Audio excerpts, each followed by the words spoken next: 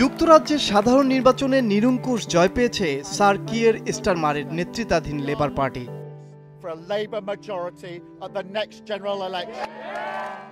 এই বিশাল জয়ের মধ্য দিয়ে 14 বছর পর লেবার পার্টি আবারও ব্রিটেনের রাষ্ট্র ক্ষমতায় ফিরে আসছে। কিয়ার স্টারমারের জন্ম লন্ডনে। 61 বছর বয়সী স্টারমার রাজনীতিতে আসার আগে ছিলেন মানবাধিকার আইনজীবী। যুক্তরাজ্যের পাবলিক প্রসিকিউশন দপ্তরের পরিচালক পদে দায়িত্ব পালন করেছেন। 2020 সালে এপ্রিলে লেবার পার্টির নেতা হিসেবে দায়িত্ব নেন স্টারমার। জেরেমি করবিনের স্থলাভিষিক্ত হন তিনি। দায়িত্ব নিয়ে দলকে যুক্তরাজ্যের রাজনীতির কেন্দ্রবিন্দুতে নিয়ে আসেন স্টারমার। কয়েক বছরের মাথায় ভোটের লড়াইয়ে এ সুফল পেলেন তিনি। সমর্থকদের চোখে স্টারমার একজন বাস্তববাদী মানুষ, ভরসা করার মতো রাজনীতিবিদ। সমালোচকদের অনেকের মতে স্টারমার চৌকস নন, বরং তিনি অনেকটাই ঝিমিয়ে পড়া একজন রাজনীতিক। That is the mandate we seek from Britain at this election, a mandate for economic growth.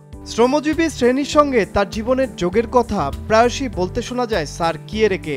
তার বাবা একটা কারখানার সরঞ্জাম প্রস্তুতকারক হিসেবে কাজ করতেন এবং মা ছিলেন নার্স। তার পরিবারও কট্টর লেবার পার্টির সমর্থক ছিল, যার প্রতিফলন পাওয়া যায় তার নামে। স্কটিশ খনি শ্রমিক কিয়ের হার্ডির নাম অনুসারে তার নাম রাখা হয়েছিল। লেবার পার্টির প্রথম নেতা ছিলেন কিয়েরে হার্ডি।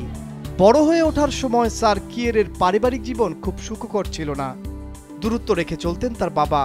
মা জীবনের দীর্ঘকাল স্টিলস ডিজিজ নামক এক ধরনের অটো ইমিউনিন ডিজিজে ভুগেছেন। রোগের কারণে ধীরে ধীরে হাঁটার এবং কথা বলার ক্ষমতা হারান তার মা। একসময় তার পা কেটে বাদ দিতে হয়েছিল। দীর্ঘ কর্মজীবন শেষ করে তারপর রাজনীতিতে প্রবেশ করেন তিনি। 16 বছর বয়সে লেবার পার্টির স্থানীয় যুব শাখায় যোগ দেন কিয়ের স্টারমার। কিছু সময়ের জন্য উগ্র বামপন্থী একটি পত্রিকার সম্পাদনাও করেছিলেন।